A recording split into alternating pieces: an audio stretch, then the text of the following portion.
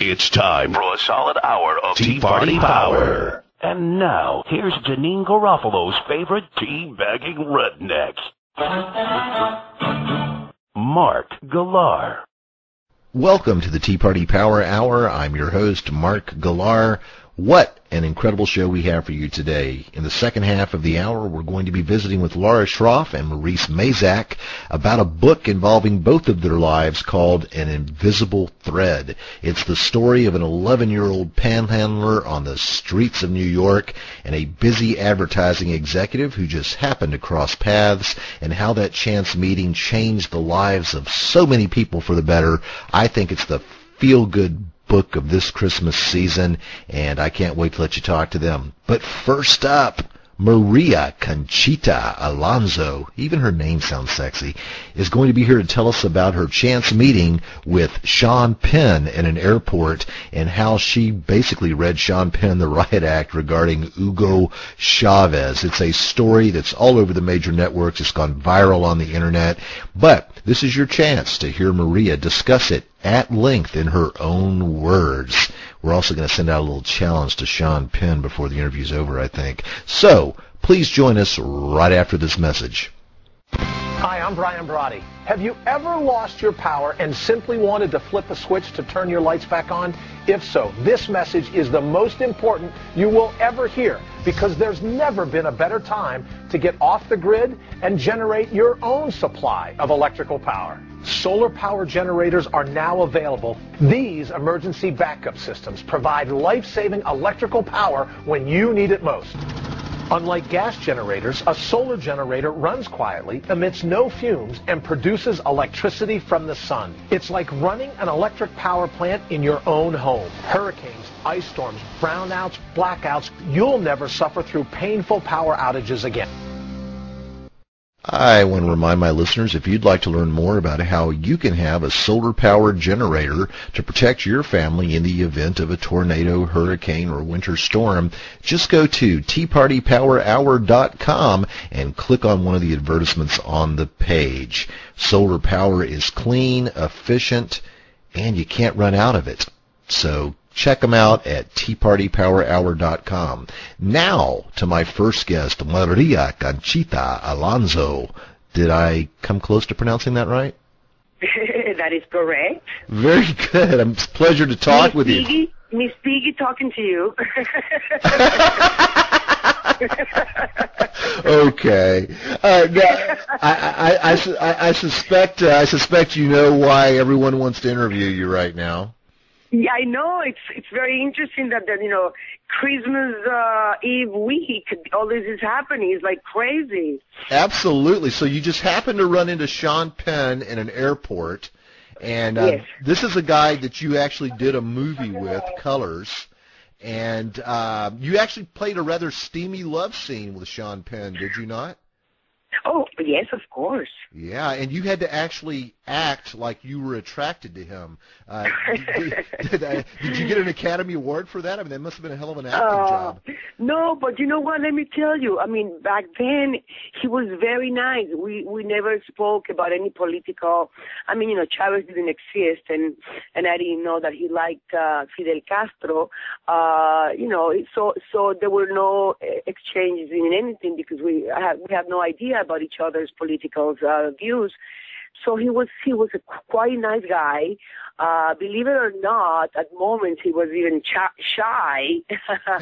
and we had good chemistry. That was back then. I see. Well, so you're looking at, you're going to pick up your luggage or something, and you look up, and suddenly you recognize Sean Penn. Did you just go into autopilot at that point and go after him? Wow. Well, I went to pick up my mother, and my mother was in a wheelchair because of her age, because she's sick, and the suitcase did not appear, so she was very, very worried. And the guy who handles the wheelchair for people, all of a sudden, out of the blue, he says, "Oh, don't worry. If Sean Penn is calm, everything is okay." So I'm like, he's the one who saw it first. I'm like, what? What do you say? And then he says it again, and I'm like, where is he? And he shows him, to me, he was on the other side of the carousel, where the suitcases come out. on the other side. And I'm like, oh my God.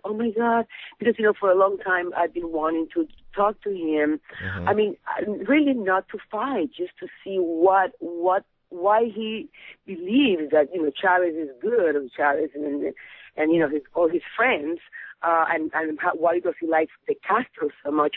So, but, for a second I doubted, should I go over there or not? So I chose not to go. I didn't want to go all the way around where he was and all that stuff, so I chose not to go. I said, well, you know what, this, whatever. But then something happened, which, the carousel stopped and the suitcases didn't come. So we went to the airline's lost and found office, and also his bags were not there. So when I'm there, you see, I mean, it was a very big coincidence that this happened, because, we were right there, a few, like 10 meters away from each other. And I said, okay, now I have to go to him. I mean, this is like it's meant to be. So I walked towards him, very calm, I am someone that knows that when you scream and when you're angry, neither party listens, you know? So it's a waste of time. There are ways of saying things without insulting and screaming at people. I've learned that with age, because I didn't used to be when I was younger, like that. So I used to go to him, and for a second he didn't recognize me. I don't know if it was in purpose or not, but I did have big black glasses and a long coat covering my whole body, so I would not be recognized, whatever. But then right away he says, "Oh, it's you," and then that's how the conversation started, which started, soft. I mean, not angry, but firm. We were both, firm. And I just wanted to talk to him.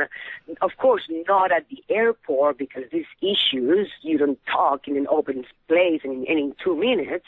Right. I just wanted us to set a day for us to meet at an office or whatever, just to talk and exchange our points of view. I would show him facts.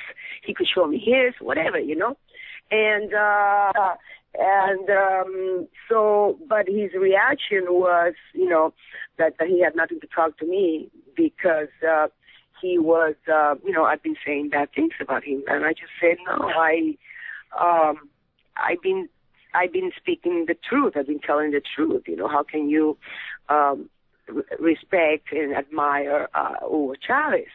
So then he started kind of like attacking me, not attacking me, but, became very strong and said something, well, your brother, or whatever. And then, that's when I say, well, your father, was a communist, so you were raised like that. And then I said, you are a communist, Sean Penn. And then after that, I said, how can you support, Chavez and Ahmadinejad? And he mentioned that he never, has said that he has supported Ahmadinejad, and then he calls me a pig. And by the way, you are a beautiful, beautiful woman, and Sean Penn was lucky to have played a love scene with you. Thank you. But I mean, I really was not expecting this to go the way it went. When he calls me that, I just it's amazing how many things you can think and go through your mind in just a couple of seconds. Yeah. It's incredible. So the first thing that came out of me was, and you are a communist deep hole. Right. I mean, I just, he tells me, he says, you're harassing me. And I'm like, no, I'm not. You are the one who called me a pig. I'm just, calling you a communist deep hole. And I just, I said, it's great to live the way, you live, being a communist, whatever, I mean, I said that before. I mean, So, I just turned around and left towards my mother. But I was so angry, so, with all this situation, with all this, that I hear that he said something a little bit loud, because as I was walking away, I have no idea what he said, no idea. I don't know if he said something nice or not, but I just then when I reached to where my mother was, I just turned around and I said, and I repeat again, and you are a communist people, which is something I really regret saying that name, not communist, but Thanks for explaining that. I know, because I did lower myself. I think we don't need to get to those points of calling each other pig and this and that, and it's not civilized. But anyway, it happened. I'm sorry for the people that were there, which I think they were like in shock. But at the same time, it was a great movie for them to see there. Well, how did the press find out about it? How did the press find out? How did the press find out about it? Well, I wrote it. I put it on my Twitter, and I put it on my Facebook. I'm like, oh my God, you don't know what just happened. Oh my God, this is what happened, and I just tell the whole story. And you know how nowadays Facebook and Twitter is, Yeah. But the bad thing about this is that I did not get what I wanted to get, which was for us to meet. So I still won't be able to meet with him, and and for both of us to see what he thinks he knows. That's the bad thing of all of this, and which I would love to have a debate with him. Well, I'll call him up. I'm going to call his people. I've looked up his agent's name, and I'll ask him if he'll come on the Tea Party Power Hour and have a debate or a conversation with Maria Conchita Alonso, and we'll see what he says. Yeah, you can do the same thing with Danny Glover and Oliver Stone. Okay, sure. They know that I've been wanting to talk to them, and they don't. I mean, let me tell you something. If you are a communist or an extreme leftist, and you really believe in that, and you really live your life as one of them, which is, a little apartment, you don't spend money in clothes or in jewelry, you have a little car or you use the bus. If you really believe that, I do have to respect you, even if I don't share it. Mm-hmm. That I have to. I mean, I do. It's like, wow, okay, great. This person is real, is honest. But if you preach that, being rich is bad, living in the United States is horrible, spending money for clothes or jewelry or traveling first class is bad, then you travel in a private plane and you live in a missing house, and then that's what I don't respect, So basically you're saying in addition to being a B-pole, Sean Penn's a hypocrite. Well, I'm not really saying a hypocrite because I want to find out. That's something why I wanted to talk to him about. I want to find out exactly what is it that they have shown him, or that he believes in them so much, and maybe he's very intelligent, so I don't know why he hasn't done homework into finding out, not from the voices of those dictators, but from himself, to find out exactly what's going on. And I want to believe that a lot of nice, great Hollywood people, artists, who like them, they are the same. I mean, they maybe are confused. It's like they maybe they don't know that every day in Venezuela, which never happened before, the light goes off. Every day that there's no water. These days there's not going to be water from this time to this time. You go to the pharmacies and you can't find medicine. You go to the supermarket and you can't find flour, milk, sugar. You go to the hospitals and sometimes people come in and there's no place to put them and they are on the floor. I mean, it's a disaster. It's a disaster. What happens is that Chavez says, I'm going to build 100,000 houses for the poor now. And he builds, 25,000 or 35,000. People can go into the internet and check all I'm talking about. Mm-hmm. And so those 25,000 people, of course, are in love with Chavez.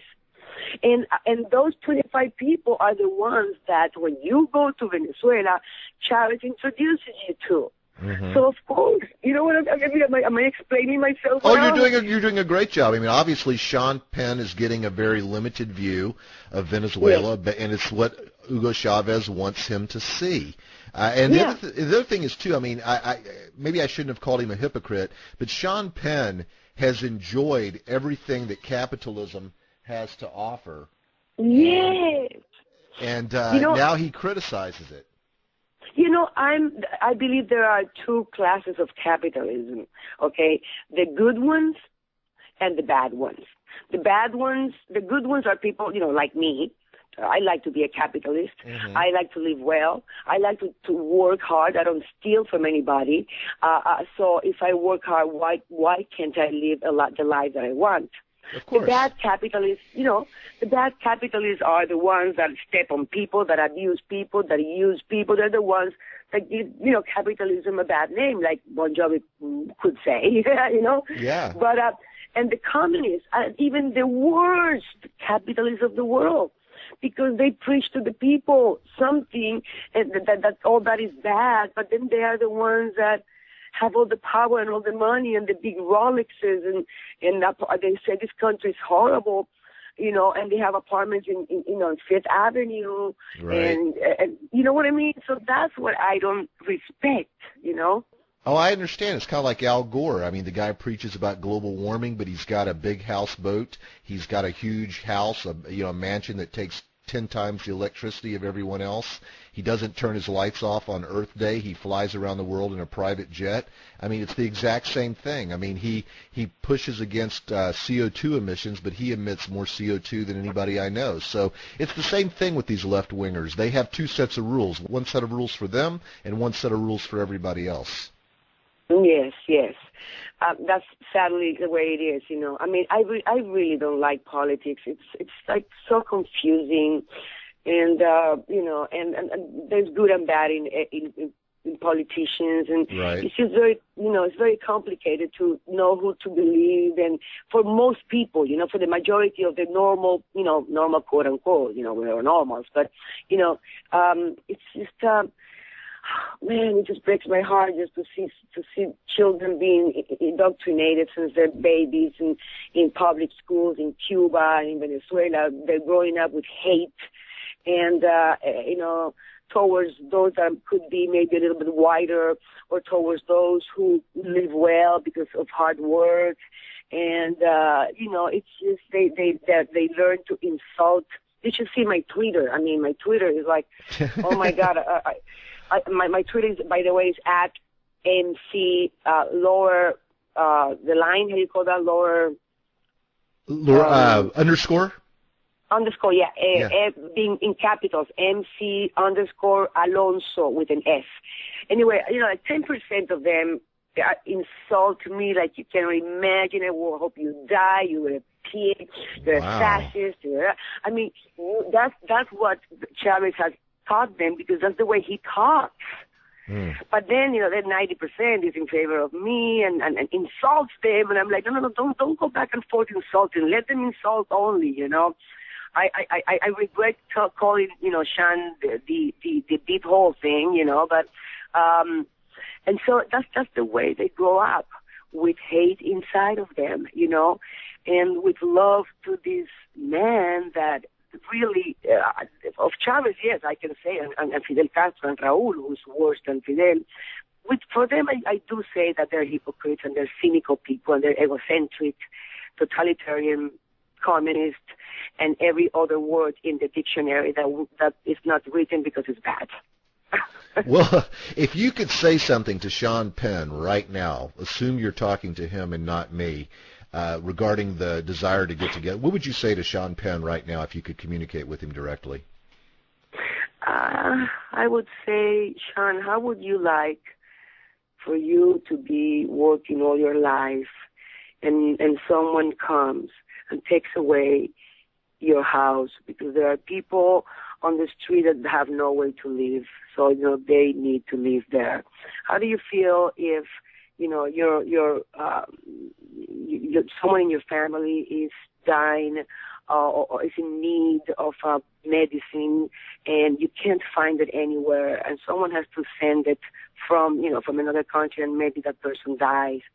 How do you feel if you work all your life, you're middle class, and you work all your life, and you have a little, tiny supermarket or a, boutique, a little store, and the government comes and says expropriate it, which is what they do. They say they have been expropriating buildings and farms and land. If you have an apartment on the beach besides your everyday house, no, you can't do that. I said, how do you feel after working all your life, after having your money in your bank?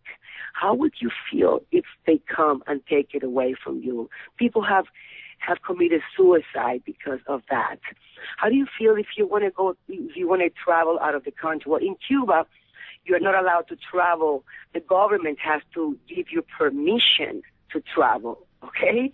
Yeah. In Venezuela, the government doesn't really have to give you permission, but if your passport, if you have to renew your passport, it can take months and months and months, and your money, you cannot, unless it's it's underground or whatever, but legally, you cannot take out more than $400 a year out of your account when you travel, and you can use in the credit card up to $700 just for the hotels and restaurants. This I found out exact, because before it used to be, I think, $5,000 a year, then it became $1,500.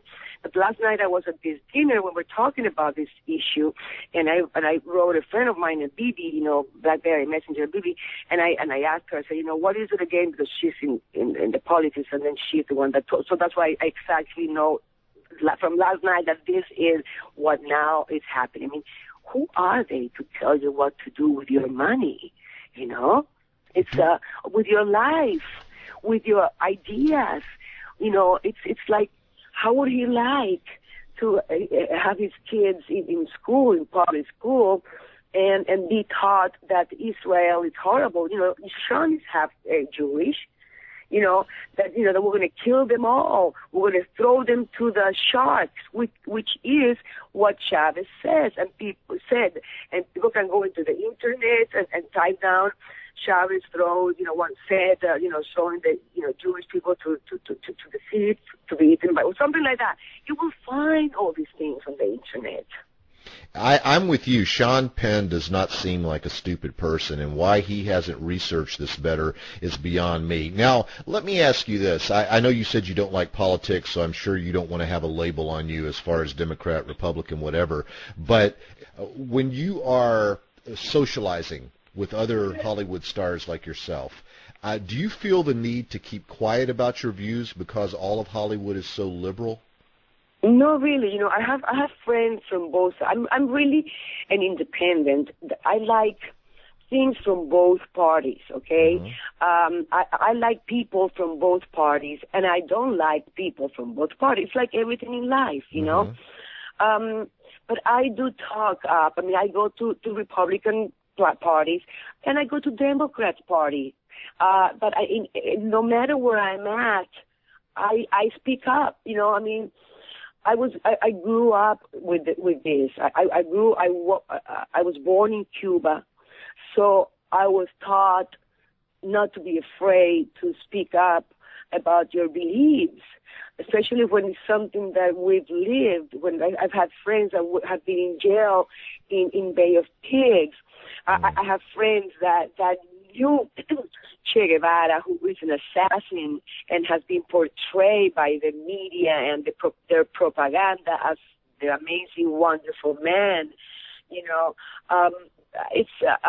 So I do speak the truth, even though if it hurts me, which I think it has a little bit, because some people are allowed to talk, but others not. But I just feel great. I mean, I do. I think that as long as I speak the truth, even if that doesn't bring work for me, which I hope I can continue working as an actress and a singer for as long as I want, and this doesn't really get in the way. But I know that's something that can happen and could happen and might have happened, but I can't shut up, I mean, I am working I'm working right now with this script called Courage.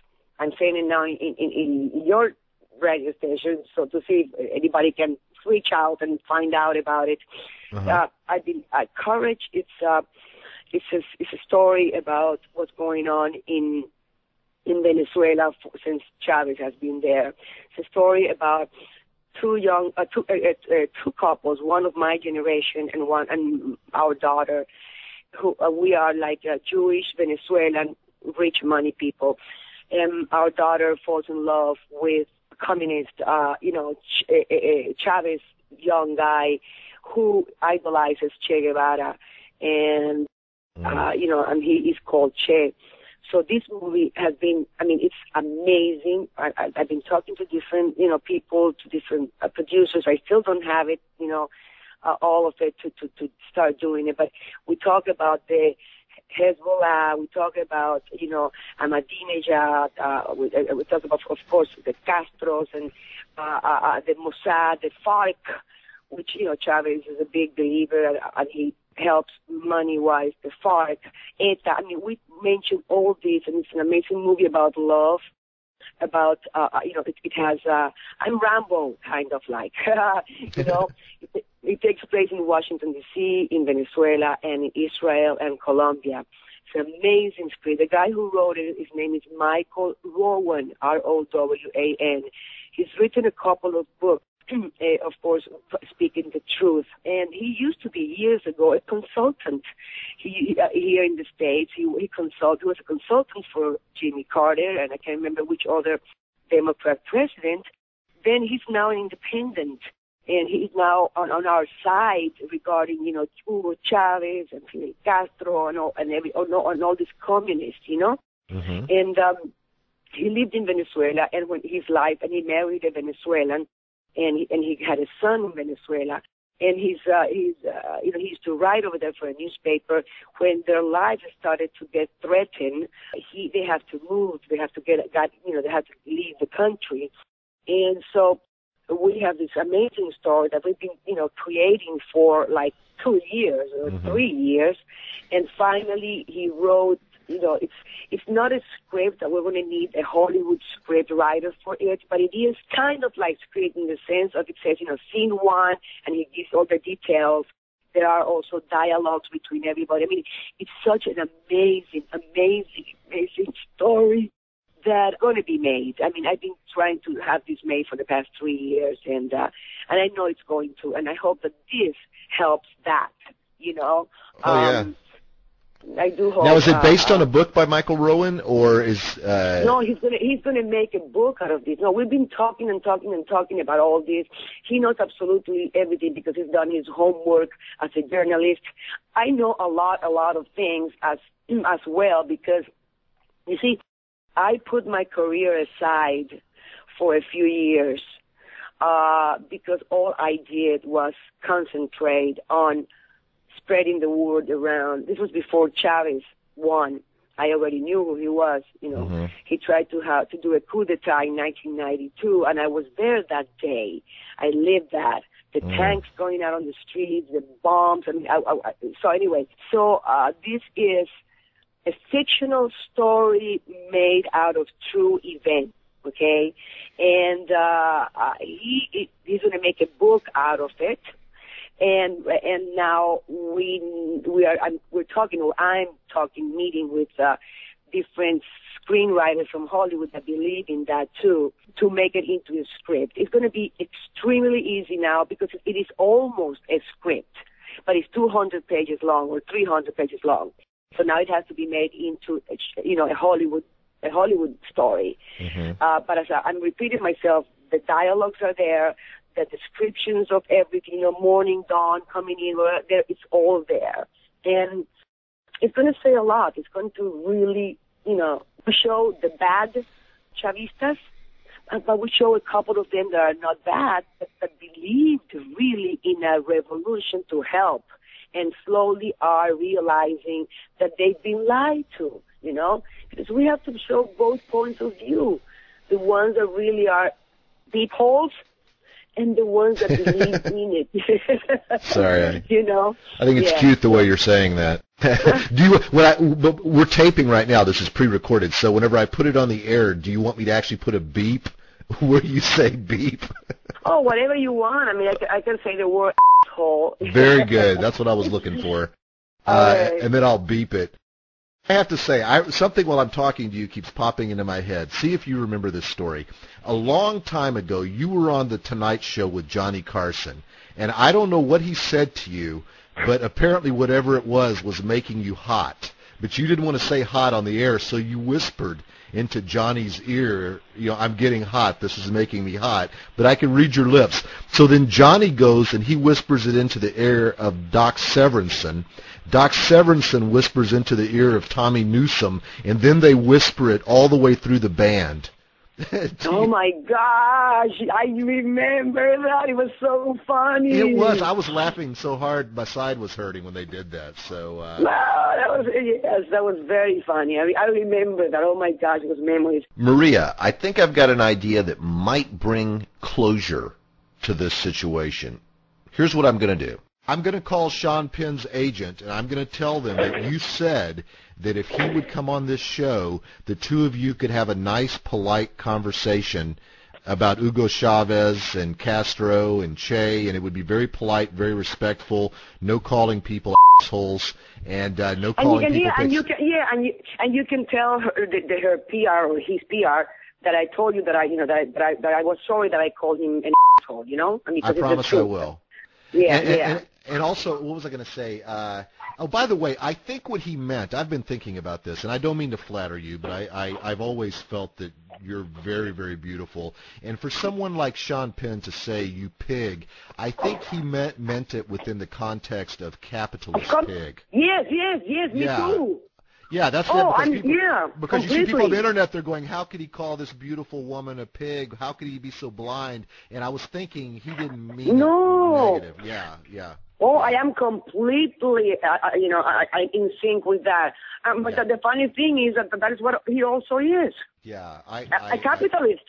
Well, of course he is, and he takes advantage of it, and then he criticizes it. That's what's so ironic about all of these people. You know, Michael Moore goes down to Occupy Wall Street and bashes capitalism, even though capitalism has made him what he is. I know. I can't stand Michael Moore.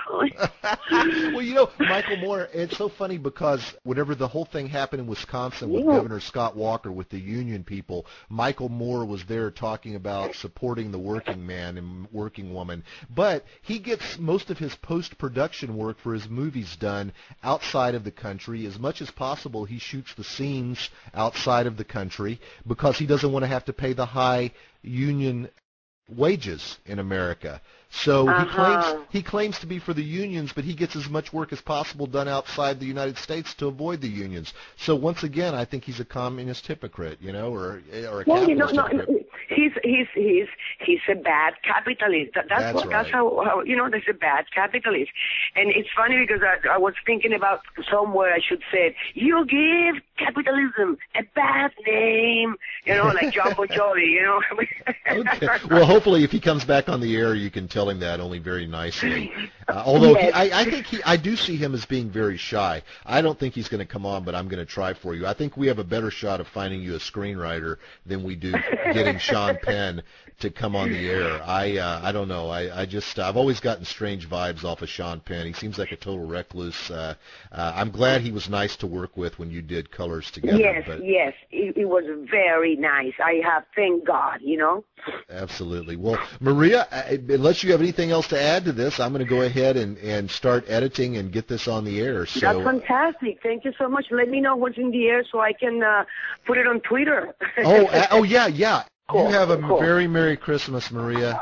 Merry Christmas to you, too. Thank you so much. It's great talking to you. I feel like I've made a friend. Thank you. Yeah, thanks to you, Mike. Bye. Bye-bye. Bye.